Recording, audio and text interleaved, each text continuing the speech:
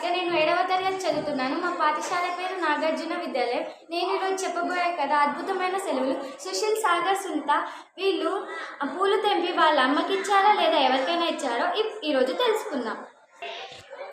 సుశీల్, సాగర్, సునీత ఒక అందమైన పూల గుత్తిని తయారు చేసి ఏం చేశారో తెలుసుకుందాం. అన్నయ్య, అందమైన పూల గుత్తి తయారు చేసినాం కదా, ఎంత బాగుందో కదా. అవును చెల్లి. అబ్బో, ఎంత బాగుంది కదా. దీన్ని చూసి ఎవ్వరూ ఆనందపడకుండా ఉండలేరు. అవునవును.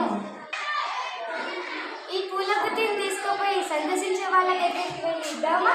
ఎక్కడికి? ముసలి వాళ్ళు ఉండే వృద్ధాశ్రమం మీకు తెలుసా? వాళ్ళ దగ్గరికి వెళ్ళి ఇస్తే వాళ్ళు చాలా ఆనందపడతారు.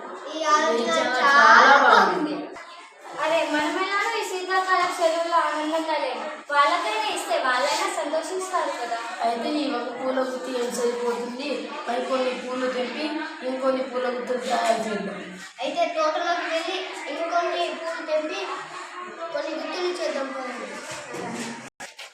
సుశీల్, సాగర్, సునీత అనుకున్న ప్రకారంగానే మరికొన్ని పూల గుత్తులు తయారు చేసి ఏం చేశారో చూద్దాం.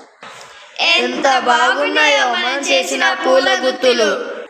వృద్ధాశ్రమం ఇక్కడనే దగ్గరలోనే ఉంది. 10 నిమిషాల్లో వెళ్ళిపోవచ్చు. అయితే వెళ్దాం పదండి.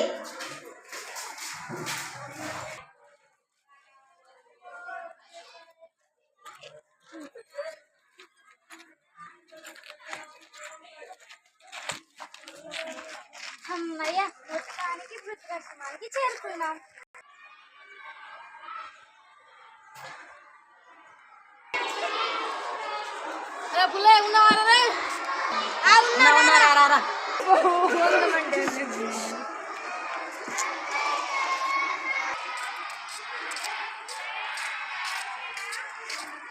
బాగున్నారా అమ్మగారు? ఎవరన్నా మీరు? నా పేరు సునీత. నా పేరు సుశీల్. నా పేరు సాగర్. మేము మీకోసం అందమైన పూల గుత్తులు తయారు చేస్తాం. తీసుకోండి. అమ్మమ్మ, మీరు ఇక్కడ ఎంతకాలం నుండి ఉంటున్నారు? నేను 2 సంవత్సరాల నుంచి ఉంటున్న బిడ్డ. నేను 5 సంవత్సరాల నుంచి ఉంటున్న బిడ్డ. నేను 10 సంవత్సరాల నుంచి ఉంటున్న బిడ్డ. అవునా, మిమ్మల్ని ఇక్కడికి ఎవరు తీసుకొచ్చారు? మా పిల్లలు తీసుకొచ్చారు. ఎందుకు? చెప్పాలి బాబు, మా కష్టాలు అంత బాధపడకండి అమ్మలు. అక్కడ తాత వాళ్ళు ఉన్నారు, అక్కడికి వెళ్ళి ఈ పూల గుత్తులు వాళ్ళకి ఇద్దామా? బాగున్నారా తాతగారు? మీకోసం మేము అందమైన పూల గుత్తి తయారు చేసుకొని తీసుకొచ్చాం. తీసుకోండి.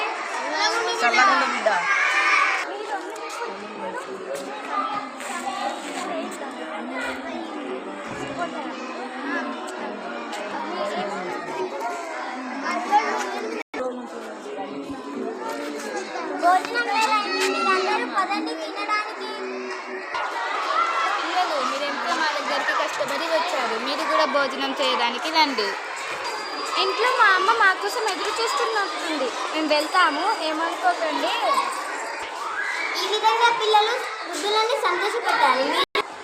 వృద్ధులకి మీరు కూడా సాయం చేశారా లేదా చెప్పండి మాకు.